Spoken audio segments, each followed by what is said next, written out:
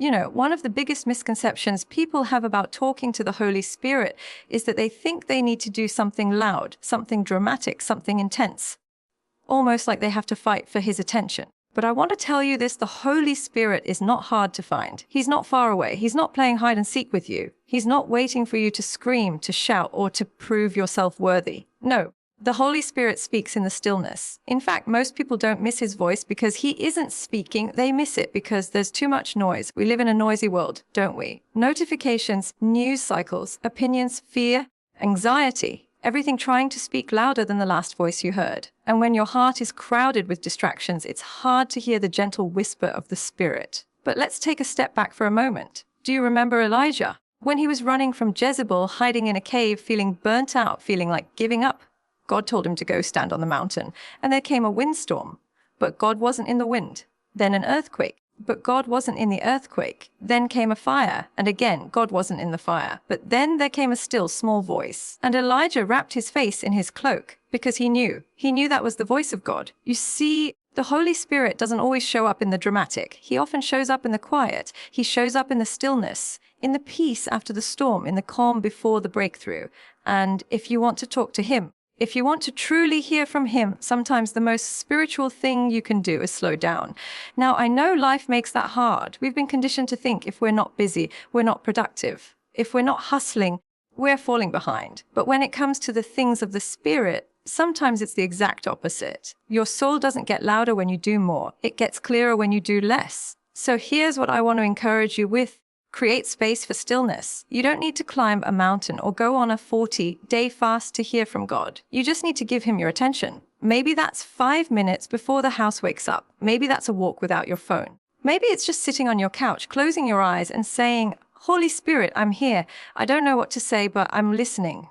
That's it. It's not complicated. See, the Holy Spirit is a gentleman. He doesn't barge in. He waits to be invited. And when you create an environment of stillness, you create room for intimacy. And in that intimacy, you begin to hear what you couldn't hear in the noise. Now, here's something else I want you to catch. The Holy Spirit's voice always sounds like peace. Always. Even when he's correcting you, it's never with anxiety. It's never with shame. It's never with fear. It's a knowing. A quiet assurance, a gentle nudge. That's why it's so important to tune your heart to that frequency, the frequency of peace. Let me share this you. Just because a thought is loud doesn't mean it's God. The enemy shouts with urgency. The world screams with pressure, but the Spirit whispers with peace. You can train your heart to know the difference. And the more you practice stillness, the more you sit with him, not to get a dramatic answer, not to get a breakthrough right away, but just to be with him, the more familiar his voice becomes.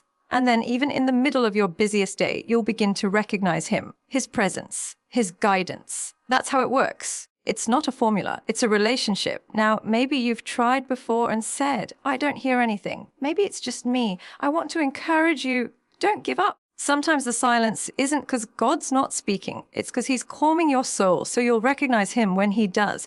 You don't need to twist God's arm to get him to speak to you.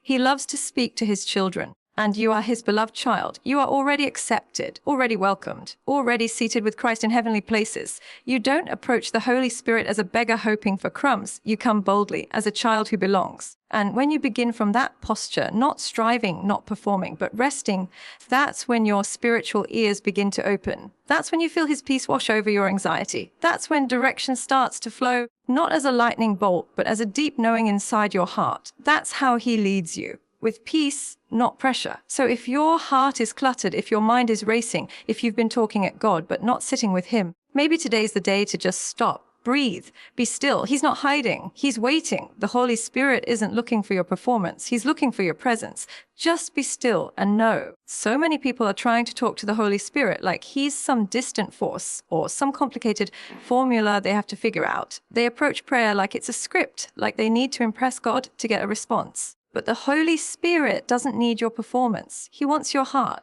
He wants you.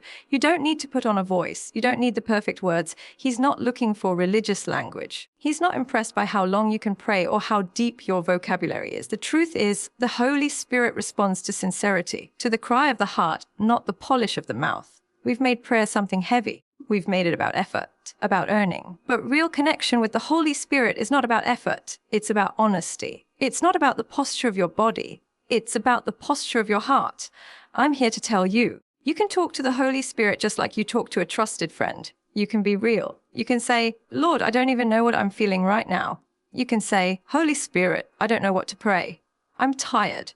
I'm anxious. I feel lost. You don't have to clean yourself up before you speak. You don't have to hide the mess because He already sees it. And He's not running from you. He's running toward you. Do you know why Jesus called Him the Comforter? Because He comes when we're weak.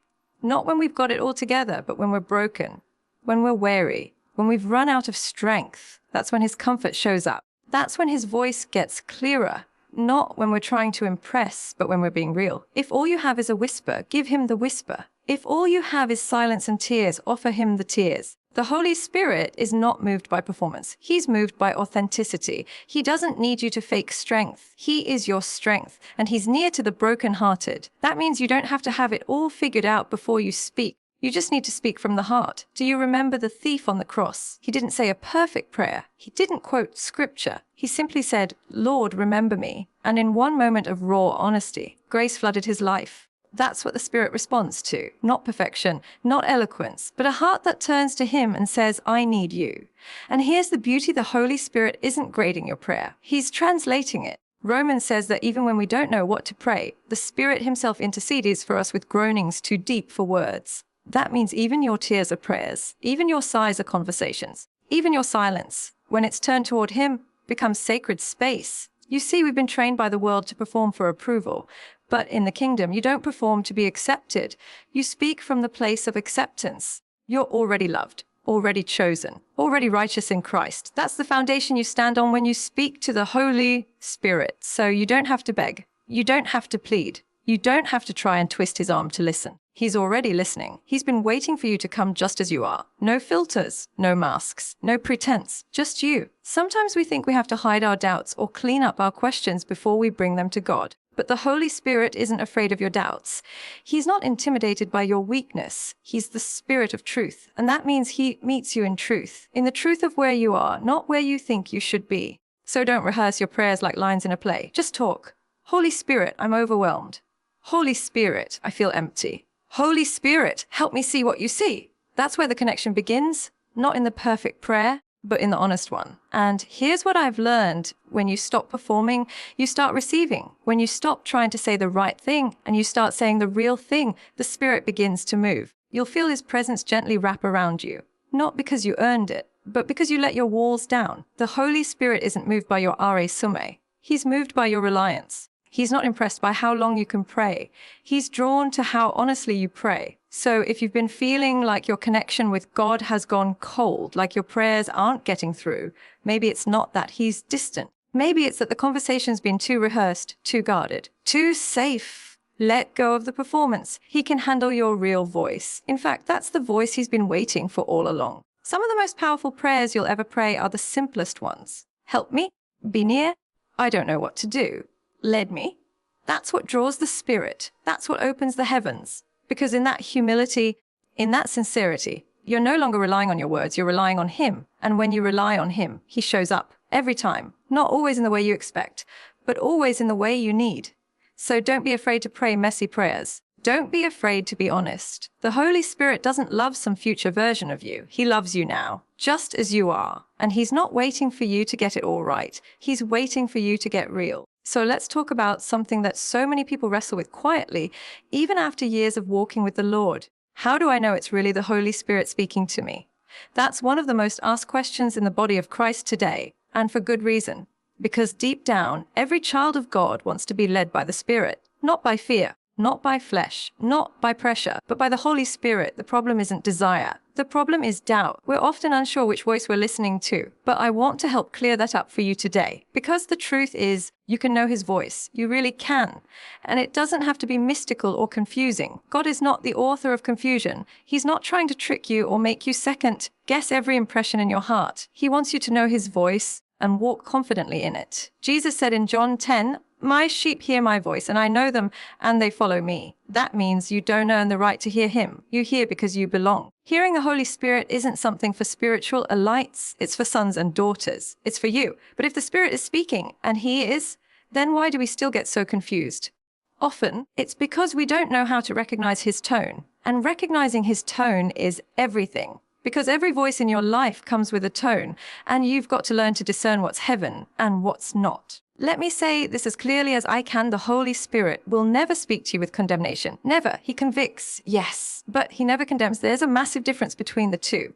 Conviction says, hey, this is not who you are. Come up higher. There's more for you than this. Condemnation says, you messed up again. God's disappointed. You should be ashamed. Conviction always points you to Jesus. Condemnation tries to push you away. Conviction brings clarity. Condemnation brings confusion. Conviction comes with peace. Condemnation is filled with fear. You see, the Holy Spirit doesn't point at your failures and call you a failure. No, he gently reminds you who you are in Christ. He doesn't say, look how far you've fallen. He says, let me lift you back up. That's how you recognize him. His voice carries a different weight, a different temperature, a different frequency. It doesn't bruise you. It builds you. It may confront, yes, but it never crushes. And I believe some of you have been hearing the wrong voice and thinking it was God. That voice that says, you're not good enough. You'll never get it right.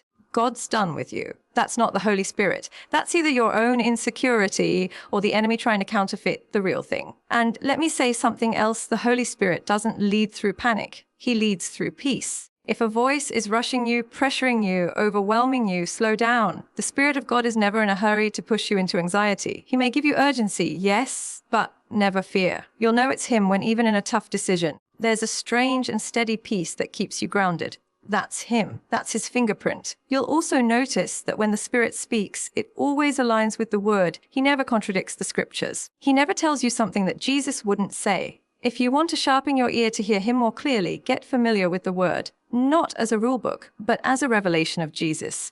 The more you see Jesus in the Word, the more you'll recognize the Spirit's tone, because the Spirit was sent to glorify him. He always points to Jesus. Always. Now, sometimes the Holy Spirit will speak something you weren't expecting, and it won't always feel comfortable. But even when it challenges you, it will never bring chaos.